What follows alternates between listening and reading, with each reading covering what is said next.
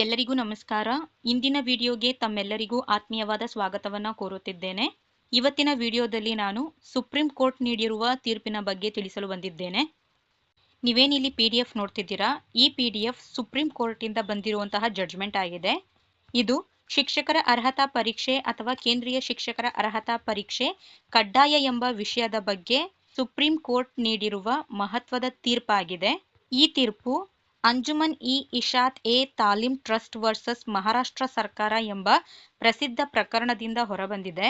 ದೇಶಾದ್ಯಂತ ಗುಣಮಟ್ಟದ ಶಿಕ್ಷಣ ಮತ್ತು ಶಿಕ್ಷಕರ ವೃತ್ತಿಪರ ಸಾಮರ್ಥ್ಯವನ್ನು ಖಚಿತಪಡಿಸುವ ಉದ್ದೇಶದಿಂದ ಸಂವಿಧಾನದ ವಿಧಿ 21A ಶಿಕ್ಷಣದ ಹಕ್ಕು ಅಡಿಯಲ್ಲಿ ಈ ನಿಯಮವನ್ನ ಜಾರಿಗೊಳಿಸಿದ್ದಾರೆ.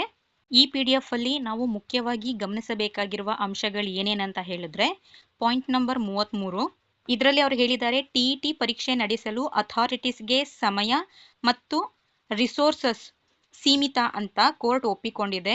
ಹಾಗಾಗಿ ಮೊದಲು ಹೇಳಿದ 31 ಆಗಸ್ಟ್ 2027ರ ಗಡುವನ್ನು 31 ಆಗಸ್ಟ್ 2028ಕ್ಕೆ ಬದಲಾಯಿಸಿದೆ. ಅಂದ್ರೆ ಇನ್ ಸರ್ವಿಸ್ ಟೀಚರ್ಸ್ಗೆ 2 ವರ್ಷದಿಂದ 3 ವರ್ಷ ಟೈಮ್ ಅನ್ನ ಕೊಟ್ಟಿದೆ. 34ನೇ ಪಾಯಿಂಟ್ ಅಲ್ಲಿ ಏನ್ ಹೇಳಿದ್ದಾರೆ ಅಂತ ಹೇಳಿದ್ರೆ, ಪ್ರತಿ ರಾಜ್ಯ ಸರ್ಕಾರ ಜೊತೆಗೆ ಕಾಂಪಿಟೆಂಟ್ ಅಥಾರಿಟಿಯ ಕರ್ತವ್ಯ ಏನು ಅಂತ ಹೇಳಿದ್ರೆ TET ಪರೀಕ್ಷೆಯನ್ನ ವರ್ಷಕ್ಕೆ ಕನಿಷ್ಠ 2 ಸಲ ನಡೆಸಬೇಕು. ಪ್ರತಿ 6 ತಿಂಗಳ ಗ್ಯಾಪ್ ಇರಬೇಕು. ಇದರಿಂದ ಶಿಕ್ಷಕರಿಗೆ ಪಾಸ್ ಮಾಡಲು ಸಾಕಷ್ಟು ಅವಕಾಶ ಸಿಗುತ್ತದೆ ಅಂತ ಈ ಪಾಯಿಂಟ್ ಅಲ್ಲಿ ಮೆನ್ಷನ್ ಮಾಡಿದ್ದಾರೆ. 35ನೇ ಪಾಯಿಂಟ್ ಅಲ್ಲಿ ಸಮಯದ ವಿಸ್ತರಣೆಗಾಗಿ ಬೇರೆ ಯಾವುದೇ ಮನವಿಯನ್ನು ನ್ಯಾಯಾಲಯ ಸ್ವೀಕರಿಸುವುದಿಲ್ಲ ಎಂಬುದನ್ನು ಸ್ಪಷ್ಟಪಡಿಸುತ್ತಿದ್ದೇವೆ ಅಂತ ಇಲ್ಲಿ ಕೊಟ್ಟಿದ್ದಾರೆ. ಅಂದ್ರೆ ಟೈಮ್ ಎಕ್ಸ್ಟೆನ್ಷನ್ಗೋಸ್ಕರ ಏನಾದ್ರೂ ಪಿಟಿಷನ್ ನ ಫೈಲ್ ಮಾಡಿದ್ರೆ ಅದನ್ನ ನಾವು ಒಪ್ಪೋದಿಲ್ಲ ಅಂತ ಅವರು ತಿಳಿಸಿದ್ದಾರೆ. 31 ಆಗಸ್ಟ್ 2028 ಗಡುವು ಅಂತಿಮ, ಮತ್ತೆ ಡೇಟ್ ಮುಂದೂಡಲು ಆಗಲ್ಲ. ಈ ಜಡ್ಜ್ಮೆಂಟ್ ನ ಬಗ್ಗಿರುವ ಒಂದಿಷ್ಟು ಹಿನ್ನೆಲೆ ಮಾಹಿತಿಯನ್ನ ತಿಳ್ಕೊಳ್ಳೋಣ. ಮೊದಲನೆಯದಾಗಿ ಈ ವಿವಾದ ಏನು ಅನ್ನೋದಾದ್ರೆ, ಮಹಾರಾಷ್ಟ್ರ ಸರ್ಕಾರ unaided private schools plus minority ಸ್ಕೂಲ್ಸ್ಗೆ TET ಎಕ್ಸೆಂಪ್ಷನ್ ಕೊಟ್ಟಿತ್ತು.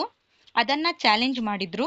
RTE ಆಕ್ಟ್ 2009 ಸೆಕ್ಷನ್ 23(1) ಕ್ಲಾಸ್ 1ರಿಂದ 8 ತರಗತಿಯ ಟೀಚರ್ಸ್ಗೆ NCTE ಫಿಕ್ಸ್ ಮಾಡಿದ ಮಿನಿಮಮ್ ಕ್ವಾಲಿಫಿಕೇಶನ್ ಕಡ್ಡಾಯ. NCTE ನೋಟಿಫಿಕೇಶನ್ 2010 TET ಪಾಸ್ ಮಾಡಿರಬೇಕು ಅಂತ ಹೇಳಿದೆ. ಇದಕ್ಕೆ ಸುಪ್ರೀಂ ಕೋರ್ಟ್ ಏನು ಹೇಳಿದೆ ಅಂತ ಹೇಳಿದ್ರೆ, TET ಕೇವಲ ಎಕ್ಸಾಮ್ ಅಲ್ಲ, ಟೀಚರ್ ಗುಣಮಟ್ಟದ ಟೆಸ್ಟ್, ಹಾಗಾಗಿ ಎಲ್ಲರಿಗೂ ಕಡ್ಡಾಯ. Article 21A over rights article 31. ಮಕ್ಕಳ ಶಿಕ್ಷಣದ ಹಕ್ಕು ಆರ್ಟಿಕಲ್ 21A. ಅಲ್ಪಸಂಖ್ಯಾತರ ಹಕ್ಕು ಆರ್ಟಿಕಲ್ 31ಕ್ಕಿಂತ ದೊಡ್ಡದು. ಕ್ವಾಲಿಟಿ ಕಾಂಪ್ರಮೈಸ್ ಆಗಬಾರ್ದು ಅಂತ ಹೇಳಿದೆ. ಹಾಗೂ ಈ ತೀರ್ಪು ಇಂದಿನಿಂದಲೇ ಅನ್ವಯ. ಆದರೆ ಕೋರ್ಟ್ ಮಾನವೀಯತೆಗಾಗಿ 31/8/2028ರ ಗಡುವು ಕೊಟ್ಟಿದೆ. ಸ್ಟೇಟ್ ಗವರ್ನಮೆಂಟ್ ನಮ್ಮ ಸ್ಟೇಟ್ನಲ್ಲಿ TET ಬೇಡ ಅಂತ ರೂಲ್ ಮಾಡಲು ಆಗಲ್ಲ. ಸೆಂಟ್ರಲ್ NCTE ರೂಲ್ ಫೈನಲ್ ಆಗಿರುತ್ತೆ ಅಂತ ತಿಳಿಸಿದ್ದಾರೆ.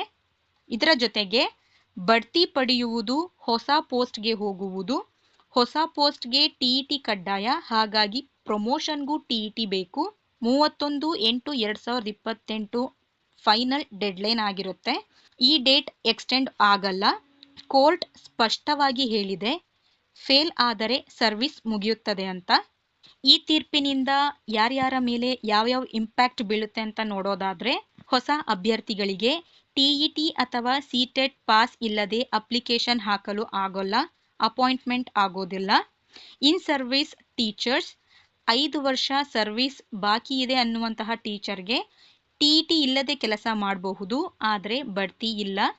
ಇನ್ ಸರ್ವಿಸ್ ಟೀಚರ್ಸ್ 31/8/2028ರ ಒಳಗೆ TET ಪಾಸ್ ಮಾಡಲೇಬೇಕು. ಇಲ್ಲದಿದ್ದರೆ ಅವರಿಗೆ VRS ಅಥವಾ ರಿಟೈರ್ಮೆಂಟ್ ಆಗುತ್ತೆ. ಮೈನಾರಿಟಿ ಸ್ಕೂಲ್ ಟೀಚರ್ಸ್ಗಳಿಗೆ ಸದ್ಯಕ್ಕೆ ಎಕ್ಸೆಂಪ್ಷನ್, ಆದರೆ ಕೋರ್ಟ್ ರಿವ್ಯೂ ಮಾಡಬೇಕು ಅಂತ ಹಿಂಟ್ ಕೊಟ್ಟಿದೆ.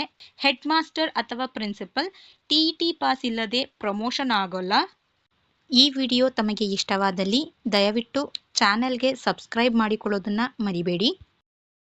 ತಮ್ಮ ಅನಿಸಿಕೆ ಅಭಿಪ್ರಾಯಗಳನ್ನು ಕಮೆಂಟ್ ಮೂಲಕ ತಿಳಿಸಿ. ಧನ್ಯವಾದಗಳು.